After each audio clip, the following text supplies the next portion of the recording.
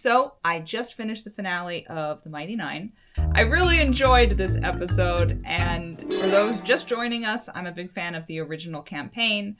It's been a dream of mine for several years to see that story animated, and this entire show has been kind of a dream come true, right? There's things I wish that they did differently, but overall, I'm just so happy to have this gift. It's so wonderful to see those characters on screen and interacting again, and it's just a very special thing, very tender thing for me watching it. And the finale was very satisfying from a fan perspective. There are a lot of fun references and fun moments for longtime watchers. They've adapted many parts, like little parts, and it was really fun to see. But structurally, like as a story, not thinking of it from a fan's perspective, I think this episode did work pretty well. It was very fun. It was very exciting. Everyone did something important.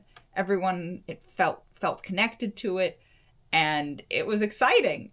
So after last episode, they agreed to steal the beacon for the gentleman. They first have like this heist planning montage where they have to get a invitation to go to this gala, and they have to go into the sewers, and they have to have this distraction, and they have all these like plans and who's going to do what, and it had a very almost Ocean's 11 kind of energy, and I was very there for that. In the having to get an invitation section, they had kind of an adaptation of a famous break-in scene in the original campaign, complete with not getting caught in a piece of fabric, and Caleb and Ford having an argument over teamwork that is adapted, I don't know almost word for word, but evokes that scene very strongly, though they interrupt it before Caleb actually makes a character decision, which is fine. They have also revealed that Bo is actually a rich girl from a famous wine family, and I love that they revealed this here. It was just delightful, forcing her to do that. And when she's actually at the party, they bring back her almost shallow girl persona, Tracy, which made an appearance in a completely different part of the campaign, but it was fun. You know those people skills you've been working on? Okay. No. All right. Okay. So, my story, just so, I could really commit to this. Oh, good. Yeah, okay. I'm a tourist. Yep. I'm still Bo, right? I'm Beauregard the tourist. You gonna use your real name? Should I use my real name? Try something else. I'm Julia. You don't look like a Julia. I'm Leslie. Sure. Tracy? Better. Tracy. Totally Tracy. Okay, I look like a Tracy? Okay. Yep. So I'm Tracy from Zadash. Okay. And, my parents are paying for just a little bit of a spring break so I can, go find myself before I go into college, right? Before I go to uni. You know this No, person, is this a thing? don't you? This is somebody. I'm trying to figure it out, because if I'm just me, I'm just going to be an asshole, so I have to be somebody else. That is very observant, yeah. Kind of referencing that. They had to get supplies from Pumat Sol, and so the whole team gets to meet Pumat Sol, and that was very fun. They have not buy a flask that never runs out of alcohol, which is an iconic item of hers. They get the bag of holding, they get all these little things. They even have the subtle reference to Caleb's kind of running gag of insisting on counting out each coin individually. It's fun, very fun. That was the thing that stood out to me watching this finale, was that it had just this joyous energy of fun of like, what's the most entertaining way to do this, and them doing that. And I think that energy fits really well with what they were trying to do, and it was just delightful. The overarching tone was just so wonderful. Visually, it was just really fun. The magic wizard fights at the end were so fun to watch. I will say, overall, the way they have done the magic and the spells through this entire show has been fantastic. Just so satisfying. From a D&D fan perspective, like seeing those spells come to life that, you know, you do in D&D a lot. But just visually, I mean, even little spells. I mean, in this episode, that must be the prettiest depiction of Featherfall I've ever seen. I mean, it's just gorgeous. Such a small first level spell, but just rendered so beautifully and so elegantly. Oh my god. It's like simple things like that where it's just so beautiful the way the wizard fights. It makes me so happy that the Mighty Nein is so wizard on wizard focused, where it's like I get to see all these spells go up against each other all the time, and it's so fun, like watching all these wizards cast fly and wing around in the sky and like lightning blast each other and do what is that called? Gravity well, gravity fissure. Oh, I don't know, but they're so beautiful. All of the wizard fights, just everyone is so delightful, and I think they handle making it look very fast-paced, very, very fluid without, I think, compromising the D&D spells. Like, you can recognize, like, oh, that's that spell. And it doesn't, I don't feel like it's taking away and trying to, like, remind you that it's a game. It's just more of, like, a beautiful depiction of what those spells would be in a real visual context. And I love it. It's one of my favorite things about the show is that. I enjoyed the job itself, right? They're going to have Bo do this, like, climbing the wall and setting off the fireworks plan, and then have Jester go into a party, and she's so excited to go to a ball and realizes that her nemesis from the beginning of the show will be there, and that means that she can't go, and she has to do the wall, and she's disappointed, which leads to this lovely moment with Ford. And I think they did Ford and Jester's kind of relationship is so sweet. I like how they're depicting it. It's just very, very wholesome and very warm. And I love that. So I like the way they weaved all the components for this heist together. So, you know, Ford and Bo going to this party and infiltrating it and then having to kind of trick Trent into thinking Ford is Caleb, and I love the way they revealed that because they gave the information of how Ford's powers work. So you should be able to piece together, like, that must be Ford, that's not Caleb. And yet, it's very easy to forget that, so you might actually think that is Caleb. And I think that the way they layer that in and make that moment work is great.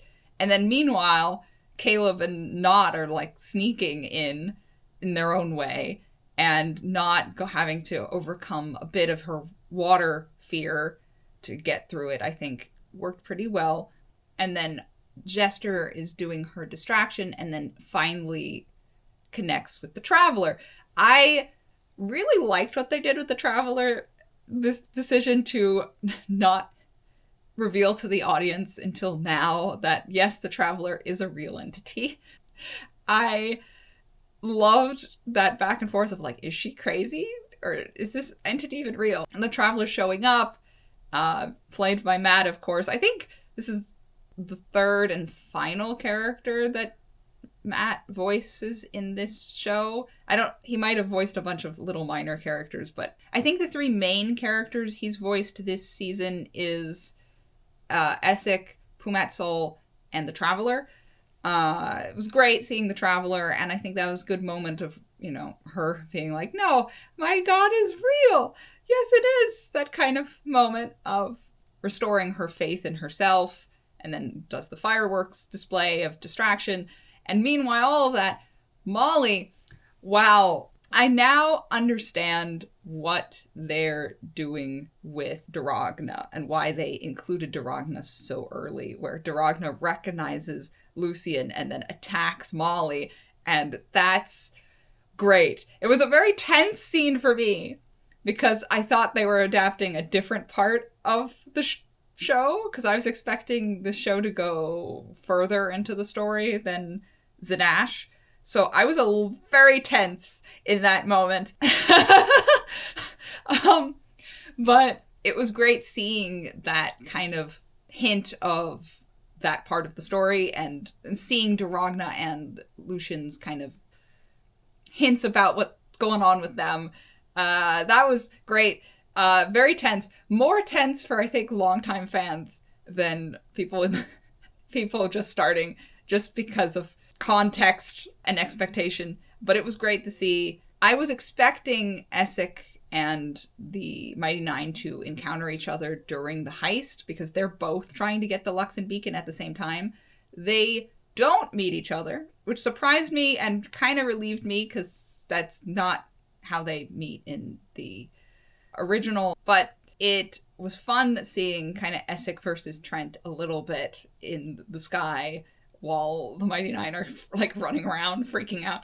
It was interesting because I think Trent captures Essek at the end of this season, which is not good for Essek. That is going to be interesting. I think I understand why they're doing it that way. That makes sense from a political, like how they want to play the wizard politics stuff. I can kind of see what the plan there is. But Essek's compatriots do escape into the sewers where they meet the Mighty Nein, which is kind of, despite all the differences of this show to the original, is going right back to basically what did happen in the campaign of them meeting this random Kryn soldier in the sewers. They now have a better idea of what's going on, which is what I really like about this adaptation, is they managed to recreate that scene of them encountering each other in a sewer. But in this version, the Mighty Nein knows what the beacon is and is actively trying to get the beacon instead of it kind of landing in their lap. And I really like that choice because it kind of weaves everything together and makes their choices more deliberate. A good sequence with a darkness spell and Ford eating one of the balls. It's interesting putting it there. I think it's a good adaptational choice to put it there. You know, they kind of give every character their little moment to either overcome something or go further down their, path. And, but they don't defeat the Kryn soldier. Instead, Yasha does. Yasha shows up, but when she touches the beacon, it deactivates the rune at the back of her neck.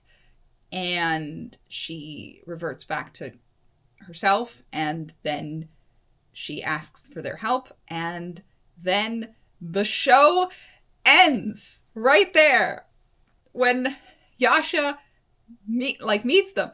Very interesting way of doing Yasha. I think it's smart because Yasha was not in this early part of the campaign very often, because Ashley was always working and was never actually at a lot of the sessions. So the choice of just removing her entirely and having her be mind controlled during this whole section and then only rejoin them now, I think works very well.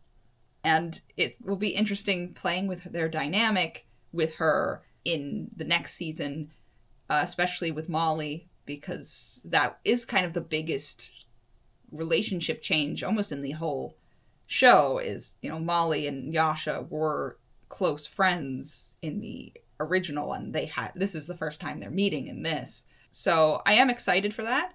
I'm excited for the next season. Oh my gosh. I'm they ended it there, and I'm like, wait, where's the next? Wait a minute, this is the finale? You're ending it there? I'm kind of pissed. That is not acceptable.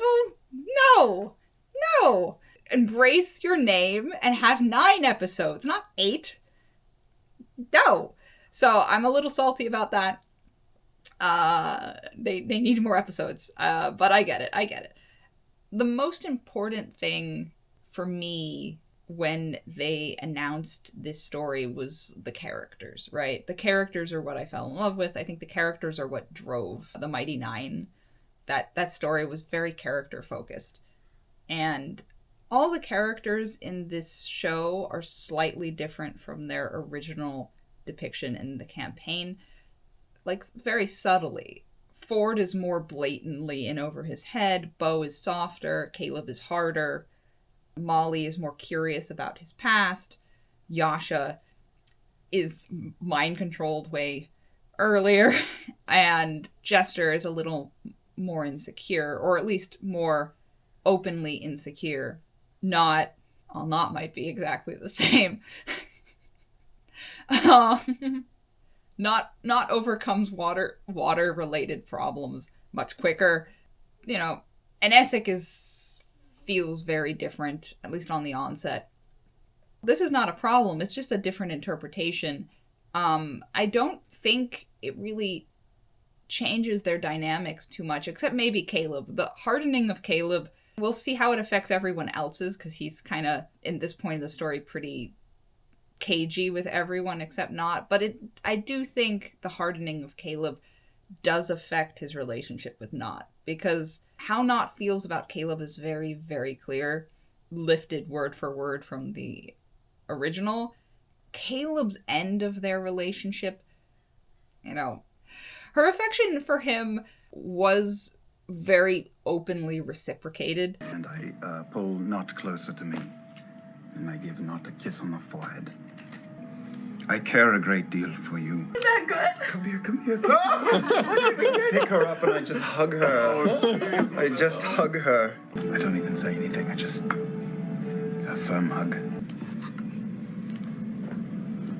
You are my greatest friend. It's a little harder to read Caleb's stances on things in the show. I think that might actually be deliberate. I think they want the audience to be a little more unclear about where he stands on certain things. They want to tempt him more with Trent stuff based on his talk with Trent this episode, which is a different read on the character. I feel it very strongly. I feel the difference most strongly with Caleb, and that might just be me. This version of him could totally work. I think it does work in this. I will say, I think Caleb is less likable in this version, which is notable because Caleb is a lot of people's favorite character from the campaign, and I suspect people just watching this show without having watched the campaign, I don't think many of them would pick Caleb as their favorite in the show. Maybe. I might be wrong about that. I can't really judge that, but that's my read on that. I think overall I'm very happy, despite like my issues with the story structurally last episode and some of the character choices I'm not so sure about. I am very kind of delighted overall. Like those things are minor in my opinion to my overall just joy at seeing them and the way they're doing it. I'm willing to trust to see where they're going with it. I'm very excited to see the different directions they decide to take, and there's certain choices they've made that are different that I'm curious what they're going to do with those choices. And I'm just excited.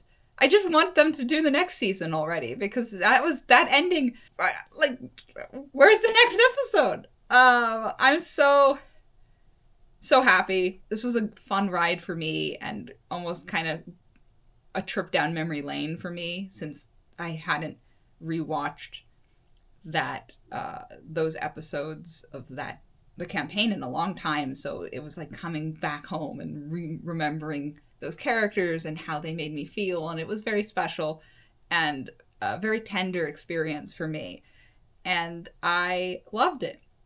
But what did you think of the Mighty Nein? Tell me in the comments below, and if you would like to see more reviews like that, please subscribe. Also, I have a book, Bone Song, Diary of a Sentient Sword. You like cursed swords whispering in people's minds, like with Ford, this is the story for you. I release a chapter for free every week. Check it out in the link below. Happy reading. Take care.